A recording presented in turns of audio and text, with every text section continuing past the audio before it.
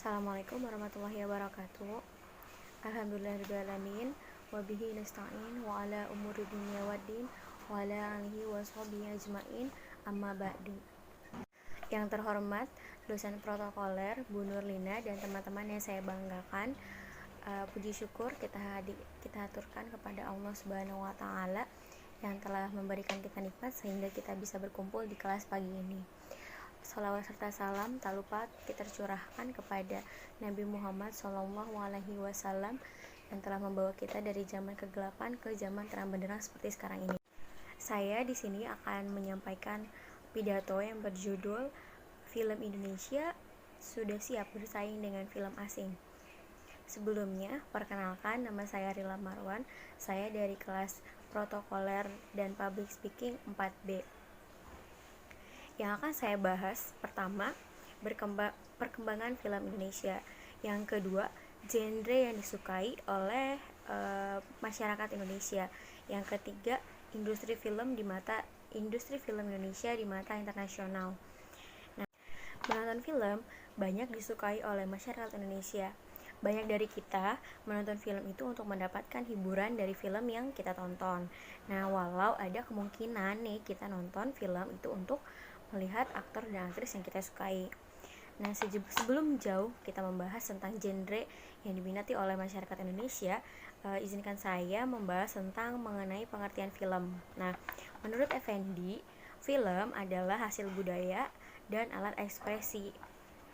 Jadi film sebagai komunikasi massa mempunyai gabungan antara berbagai teknologi serta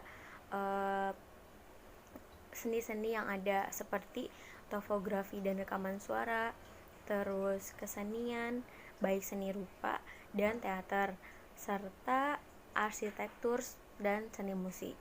Film Indonesia juga mengalami perkembangan seiring dengan berjalannya waktu. Nah, industri perfilman Indonesia ini juga sempat mengalami kondisi naik turun, bahkan sempat mengalami titik terendah pada dekade 1990-an. Untungnya, memasuki tahun 2000, geliat film Indonesia mulai menanjak pelan-pelan. Film Petualangan Sherina, Jelangkung, dan Ada Apa Dengan Cinta menjadi 3 film yang membuat munculnya harapan dari film-film Indonesia untuk tahun-tahun mendatang. Dan segalanya mulai membaik sejak saat itu. Yang kedua, tidak lagi hanya bermain di genre film horor. Indonesia memang memiliki banyak riwayat panjang dalam dunia mistis, dan itu juga terbawa ke dalam dunia film. Indonesia punya barisan film genre horor yang terus bertambah setiap tahunnya. Tidak ada yang salah dengan hal itu, tetapi ada sempat fase di mana film horor yang ada tidak memiliki kualitas yang bagus. Untungnya banyak sekarang muncul film-film yang di luar genre horor tetapi menjadi sukses, seperti The Raid 2 dan Laskar Pelangi adalah bukti nyata dari kehebatan film-film Indonesia di luar genre horor. Yang ketiga, muncul banyak artis dan aktor yang berbakat. Setiap bulannya film Indonesia yang terbaru selalu muncul di bioskop. Nah, dan hal itu membawa efek positif, yaitu dengan banyaknya muncul artis-artis dan aktor-aktor yang berbakat. Mereka pun tidak hanya numpang lewat di suatu film saja, tetapi mereka berhasil mempertahankan performa mereka di setiap film yang mereka bintangi, bahkan menjadi lebih bagus lagi. Sebut saja seperti Tara Basro dan Chelsea Islan. Kedua aktris ini tidak pernah berhenti memberikan persembahan terbaik mereka untuk film-film Indonesia. Setelah melewati masa-masa kelam yang pernah dialami, pergerakan industri film Indonesia tentu semakin tidak bisa dihentikan lajunya, dan itu adalah hal yang bagus.